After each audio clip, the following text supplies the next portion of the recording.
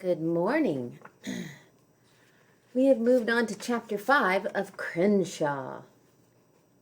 The first time I met Crenshaw was about 3 years ago, right after first grade ended. It was early evening, and my family and I had parked at a rest stop off of a highway. I was lying on the grass near a picnic table, gazing up at the stars, blinking to life. I heard a noise. A wheels on gravel skateboard sound. I sat up on my elbows. Sure enough, a skater on a board was threading his way through the parking lot. I could see right away that he was an unusual guy. He was a black and white kitten. A big one, taller than me. His eyes were the sparkly color of morning grass. He was wearing a black and orange San Francisco Giants baseball cap.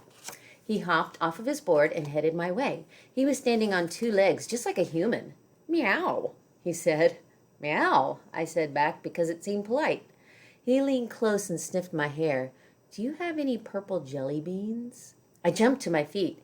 It was his lucky day. I just happened to have 2 purple jelly beans in my jeans pocket. They were a little smushed, but we each ate one anyway. I told the cat my name was Jackson. He said yes, of course it was. I asked him what his name was. He asked what did I want his name to be. It was a surprising question, but I had already figured out he was a surprising guy. I thought for a while it was a big decision. People care a lot about names. Finally, I said, Crenshaw would be a good name for a cat, I think.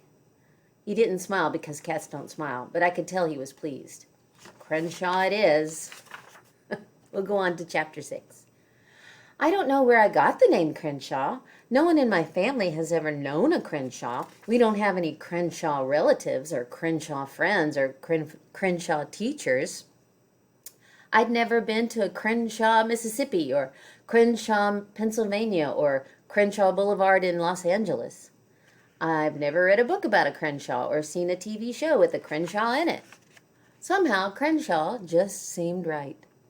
Everybody in my family was named after somebody or something else.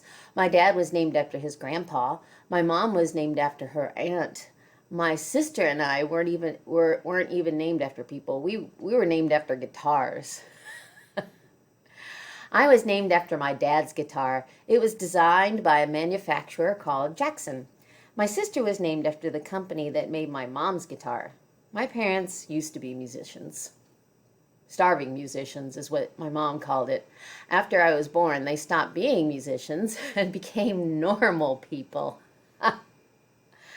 Since they'd run out of instruments, my parents named our dog after a famous singer called Aretha Franklin. Oh, I love her. That was after Robin wanted to name her fairy princess Cutie Pie, and I wanted to call her Dog. At least our middle names came from people and not instruments. Orson and Maribel were my dad's uncle and my mom's great-grandma.